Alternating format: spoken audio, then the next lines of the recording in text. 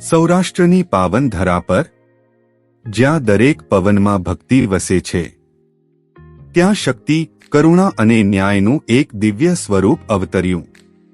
માં ખોડિયાર. એ સમયની વાત છે.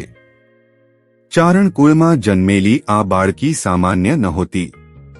જન્મના દિવસે જ આકાશમાં અજોડ તેજ છવાઈ ગયું હતું. વડીલોએ સમજ્યું, આ બાળકી નહીં, સાક્ષાત શક્તિનું અવતરણ છે. બાળપણથી જ ખોડિયારમાં દયાળુ હતી. ભૂખ્યાને ભોજન આપતી, રડતાને શાંત કરતી અને દુઃખમાં ડૂબેલા મનને આશ્વાસન આપતી. પણ જ્યાં દયા હોય, ત્યાં જરૂર પડે ત્યારે કઠોર ન્યાય પણ હોય. એક વખત સૌરાષ્ટ્રમાં ભયંકર દુષ્કાળ પડ્યો. પાણીના ટીપા માટે લોકો તરસી રહ્યા હતા. ખેતરો સુકાઈ ગયા. આંખોમાં આશા બાકી રહી નહોતી. એ સમયે ખોડિયાર માએ માતા ધરતીને નમન કર્યું. આંખો બંધ કરી ધ્યાનમાં લીન થઈ ગઈ. અને ક્ષણમાં ધરતી ફાટી.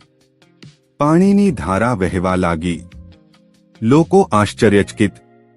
જય માં ખોડિયાર ના નારા ગુંજી ઉઠ્યા. પરંતુ દરેક શક્તિની પરીક્ષા લેવાય છે. એક અહંકારી રાજાએ માની શક્તિ પર શંકા કરી.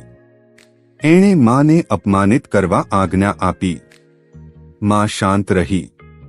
પણ જ્યારે અન્યાયની હદ વટાવી, ત્યારે ખોડિયાર માએ પોતાનું ખોડિયાર સ્વરૂપ દર્શાવ્યું. આકાશ ગર્જના કરવા લાગ્યું. પવન તોફાની બન્યો. અને રાજાનું અહંકાર ક્ષણમાં તૂટી પડ્યું. રાજા ઘૂંટણીએ પડી માફી માગવા લાગ્યો. માં ખોડિયારે કહ્યું, શક્તિ અહંકાર માટે નહીં, પરંતુ ધર્મ, સત્ય અને ભક્તોની રક્ષા માટે છે.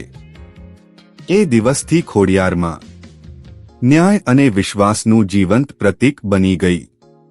આજે પણ જે ભક્ત સાચા દિલથી માને યાદ કરે છે, એના જીવનમાં અંધકાર રહેતો નથી.